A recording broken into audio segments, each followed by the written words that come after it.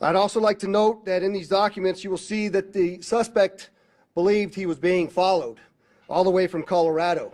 And I want to make it clear that our suspect in this case has never had a criminal history, nor was he on the radar of the FBI or the LVMPD prior to this bombing. Hey guys, this is Freedom Voice. I want to go ahead and do a video on this situation that happened in Las Vegas with the Cybertruck. I want to be very careful what words I use because I don't want this video to get flagged. I have been following the story.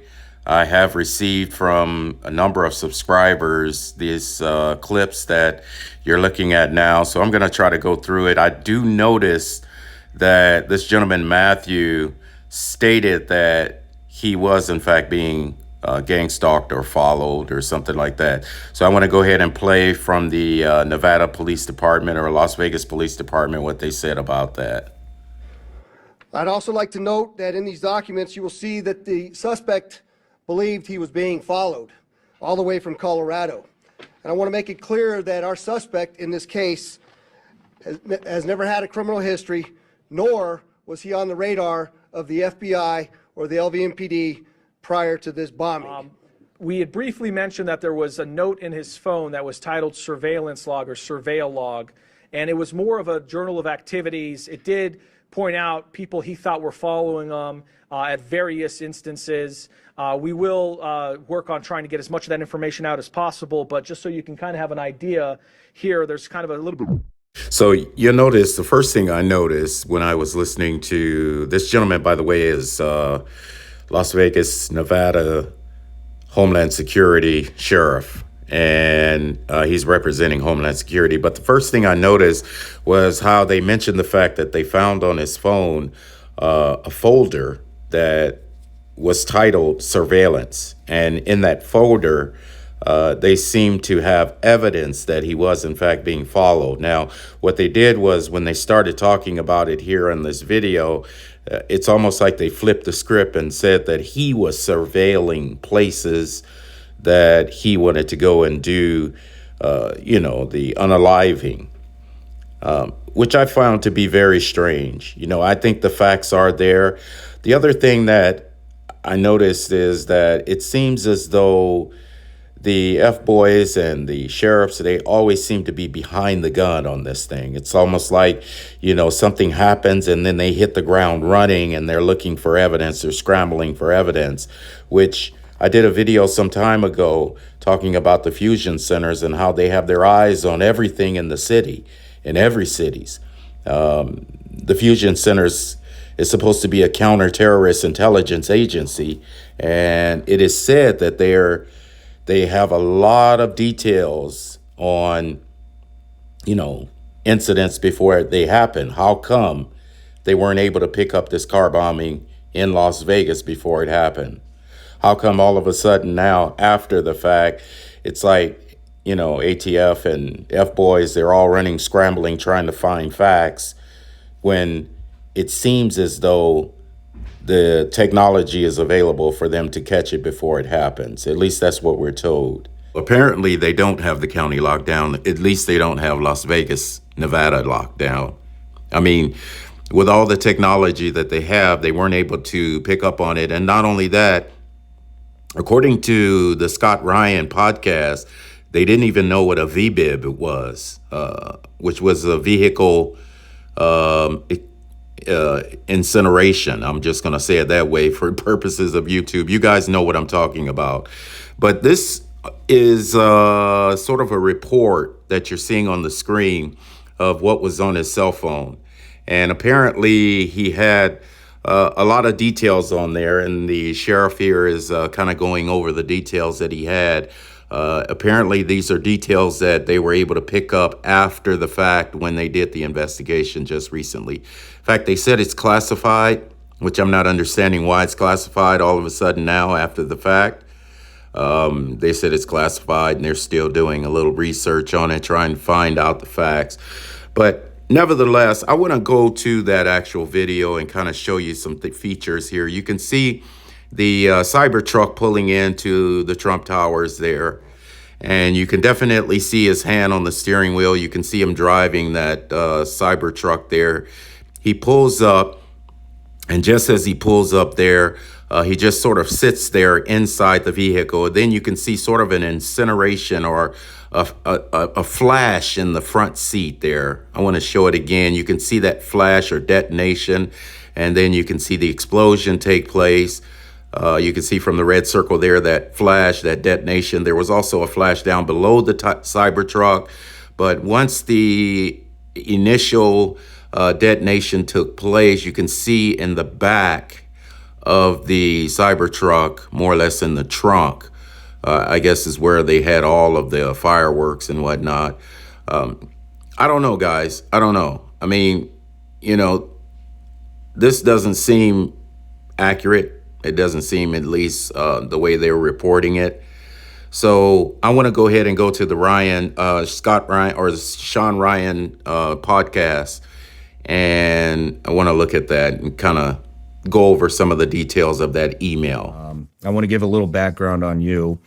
Retired from the Army in 2023 as a CW2 intelligence officer and understand the information war. In 2020, you were still on active duty. You started a social media account where you intended to share memes and GIFs. So here's Sam Shoemate, who is an intelligence officer. He apparently received an email from Matthew just before he unalived himself. And the email is quite interesting. In fact, it's mind-blowing. I want to go ahead and jump to the email. I don't want to make this video long.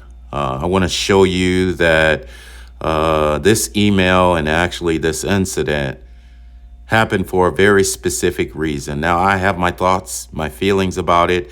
The one thing that I notice over and over and over on these incidents is they all seem to be the same. They all seem to tell the story of a person who's troubled mentally before the incident, and then how they just one day snap and go out and buy a gun, they rent a car, and, you know, they write a manifesto, and they go in and they commit these crimes. And I'm not so sure that everybody's snapping and all following that script. So I want to go ahead and I want to jump to the email, and then I'm going to come back with some thoughts. Tell me how you got the email. All right. So for context, I've run this account for the last 4.5 years. There have been people in and out writing articles and different stuff and just investigations, some big, some small, just trying to keep accountability in the military, but developed a robust network within the military, all branches, and people feed into this and send me messages and here and there. Nothing ever like this has ever come in. But well, it started off as comments. So when you have a big Instagram account, you're going to miss a lot of messages because people message, go to hidden messages and everything else. You miss a lot of stuff. Well, I kept seeing this comment on recent posts that I put in there, and it was from this burner account that said, hey, check your DMs, check your DMs, check your DMs. So I go in there and try to find it. There's no message from this guy, hadn't come through or whatever. And then he messages again once that message was opened up. And I said, hey, your previous messages haven't come through. What do you want to tell me? And he said, what I'm going to send you, now these are literally his words, what I'm going to send you is going to change the course of humanity. That was his phrase, change the course of humanity. Okay, a little bit dramatic. I get these messages all the time. People have this big story they want to tell. They want to expose their command, whatever. I take everything with a grain of salt until I have evidence and proof. So this guy is insistent. He tells me that he is a 18 Zulu who I've spoken to before, and he really needs to get this stuff to me. And then he talks about you. He says, I need you to get me in contact with Sean Ryan. I'm like, dude, I don't know Sean Ryan. I'm not that big.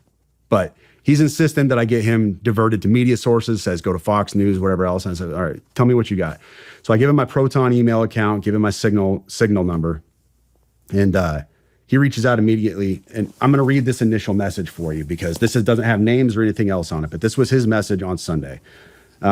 He reached out and said, like I said, this last Sunday, he said, sending with a VPN active on Wi-Fi only. Do not message me. I will send out updates via both Signal and email, but trust me, you're going to want to be involved. Well, first of all, no, I didn't want to be involved. Anyways, and then, so I didn't message. I responded back to his original Instagram message, and I said, hey, I got your message on Proton Mail. And he said, cool, delete this. So I deleted it. That's how I ended up getting this message on Tuesday. So the message that this right here, this manifesto, if you want to call it that, came in on Tuesday.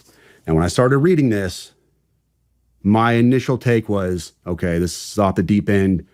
It's bonkers. I can't validate or verify any of the stuff in this manifesto. And I told him that in a subsequent email. And I'll read that to you later, my response to him. And once again, my response to him elicited, hey, get me in contact with Sean Ryan, Fox News, and he even said Pete Hegseth. Get me in contact with Hegseth. And I'm like, dude, I don't have the incoming Secretary of Defense's phone number. Sorry, bro. That's the last time I talked to him.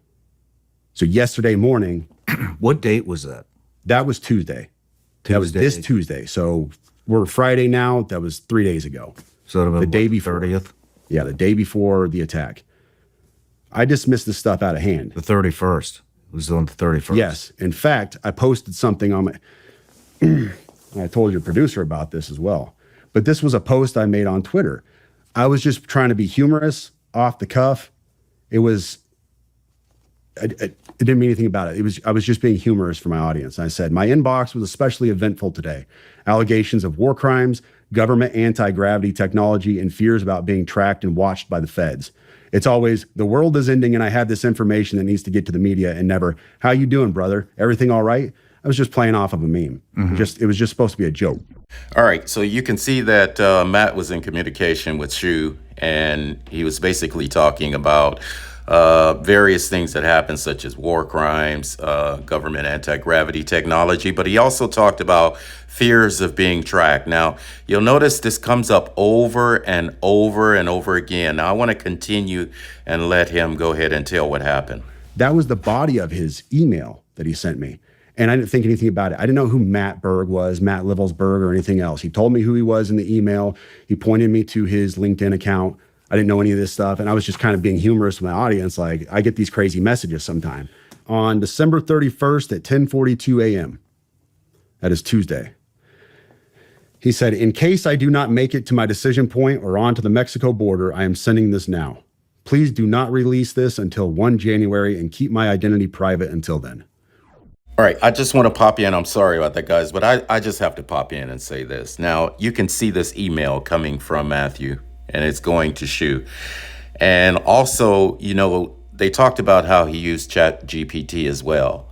Now, all of this digital data, all of these digital footprints, how come, and I'm going to keep asking this question over and over because it doesn't make sense, and it leads me to believe that the stories that we're being told are not actually what's happening. Somehow the intelligence agencies are involved in this thing. How come the fusion centers didn't pick up on these digital footprints before all of this data going back and forward? You know it's going through the fusion centers. How come they didn't pick up on it? How come, especially this email, especially the AI ChatGPT planning with all of the mention of, you know, all of the details, and I'm going to put it up here on the screen so you can see it. How come the fusion centers didn't pick up on it? I know they picked up. I know they knew about it. They had to know about it. First off, I'm not under duress or hostile influence or control. I've been followed for over a week now from likely Homeland or FBI, and they are looking to move on me and are unlikely going to let me cross into Mexico, but won't because they know I am armed and I have a massive V-bid. Let me pause right there for a second. So he says a massive V-bid. When I was talking to the FBI yesterday, they didn't know what a V-bid was. I had to explain what that acronym is. I said it twice and he goes, you said that word V-bid. Can you tell me what that is? For your audience, a V-bid, for your audience who has not been in the GWAT for the last 20 years, a V-bid is a vehicle-borne improvised explosive device. In layman's terms, a car bomb, what we saw at Trump Tower. So backing up, he says, I am armed and have a massive V-bid. I've been trying to maintain a very visible profile and have kept my phone, and they are definitely digitally tracking me.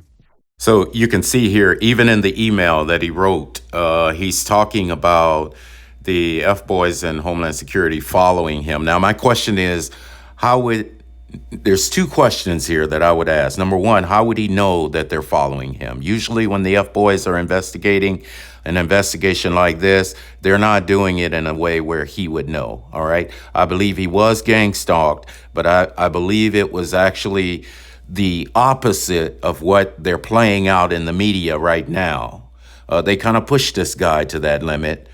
And anyway, the second thing is the Las Vegas, Nevada sheriffs actually said that the F-boys and Homeland Security, they did not have him on the radar. That's what they said. Now he's saying in the email that he was being followed. So which one is true? All right, I want to move to this press conference that just came out just yesterday.